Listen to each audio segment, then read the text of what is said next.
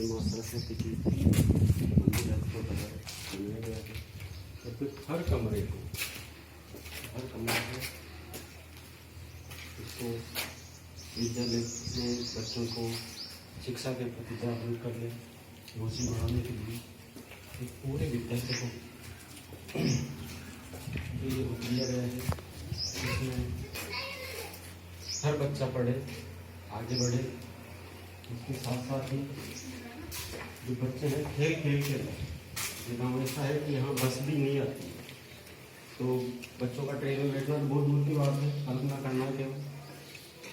लेकिन अब बच्चे कमरे में बैठकर एक बुलेट ट्रेन से अनुभूति ऐसा उनको हो सकेगा। इसी उद्देश्य के साथ विद्यालय परिवार ने इस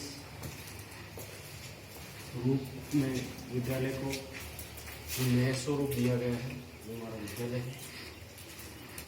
आप भी अपने बच्चों को शिक्षा के प्रति जागरूक करें, अधिक से अधिक शिक्षा से जुड़ें।